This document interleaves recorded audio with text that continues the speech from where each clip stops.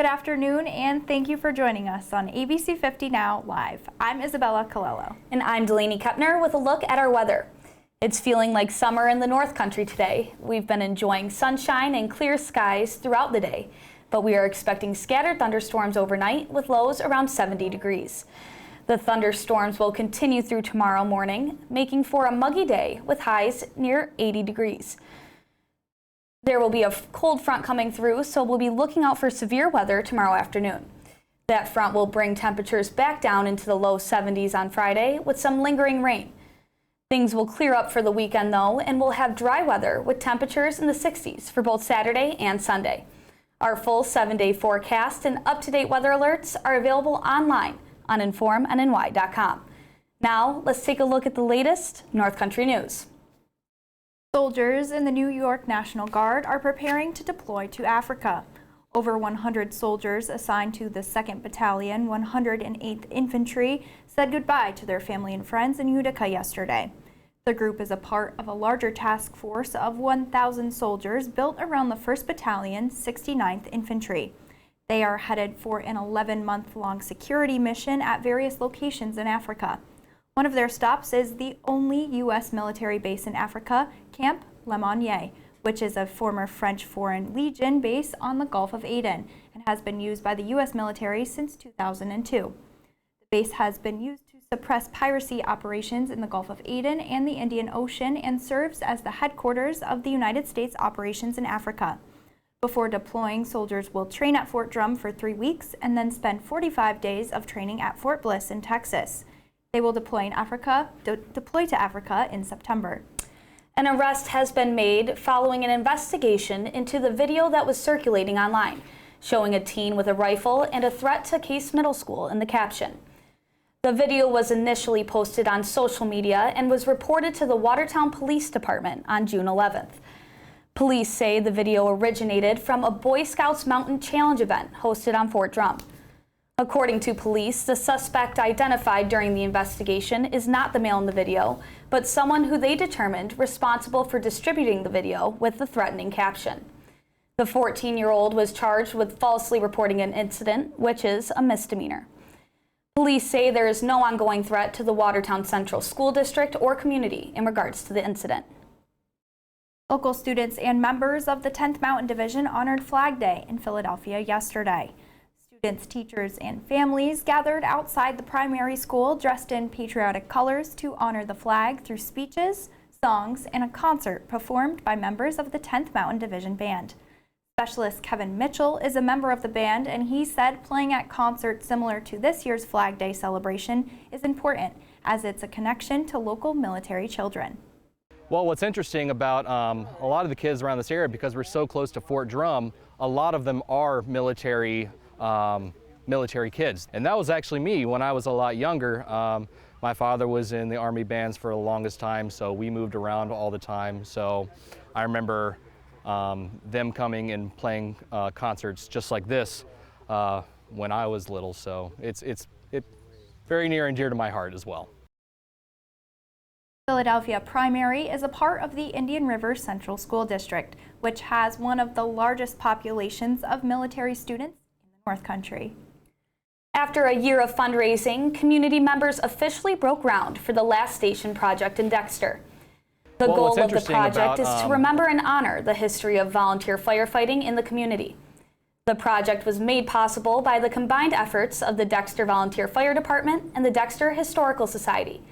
The fundraising campaign launched last year and has received over $59,000 in donations from community members and other organizations. Jerry Kostick is a chairperson for the project, and he explained how the project will preserve the department's history. Okay, the main purpose of the building is to house the 1865 Rumsey hand pumper that we have and the 1929 Brockway that's behind me.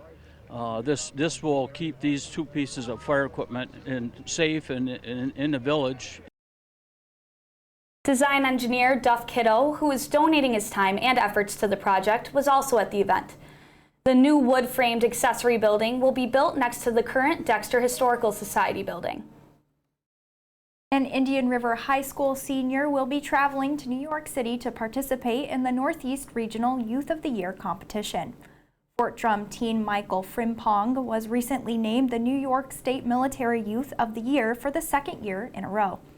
To be nominated, he had to submit a resume, 4 essays on topics including the military youth experience, and letters of recommendation. The Youth of the Year award is run by the Boys and Girls Clubs of America. Frimpong was highlighted for being an active club member at the Fort Drum Youth Center since 2016. He has been a part of the Fort Drum community for nearly a decade and said he was just looking for something to do at first, but became more involved over time. Frimpong will be interviewed by a panel of judges on topics that can include youth advocacy, academic achievement, leadership, and service. The competition will begin on June 22nd. A family from Ogdensburg is celebrating their son's first birthday after he spent over 100 days in Samaritan Medical Center's neonatal intensive care unit last year. NICU staff at Samaritan care for babies delivered at 32 weeks and older who need care before they can go home. Robin Campo was born prematurely under extreme circumstances in April of last year and lived in 3 different NICUs at the beginning of his life before going home several months later. Robin's mother said Samaritan's amazing team was like a second family, and with Robin being at Samaritan, he was closer to them and able to receive great care. Robin's proud parents, Aaron and Nate, shared photos of his first birthday with Samaritan Medical Center, and his mom says she will be forever grateful for the care they received. You can see photos of their cheerful moments on Samaritan's website.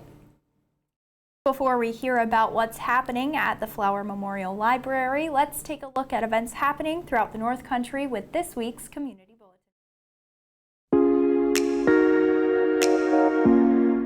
The American Red Cross will host a blood drive on Thursday, June 16th at Hobby Lobby at the Salmon Run Mall. Visit redcrossblood.org to register. A classic car show and chicken barbecue will be held on Saturday, June 18th at the Briar Hill Fire Department. The barbecue begins at 3 p.m. and the event offers fun for the whole family. The Watertown Salvation Army will hold their annual carnival on Saturday, June 18th at 723 State Street in Watertown. Many fun activities will be available for kids and adults. Children's Miracle Network will hold their annual chicken barbecue on Saturday, June 18th at 14662 North Street in Adams Center. The barbecue begins at 11 a.m. Do you have an event you'd like to share with the community? Share it with us. Submit your event by going to our website, informnny.com. Then click on Community, then Community Events, and explain the event.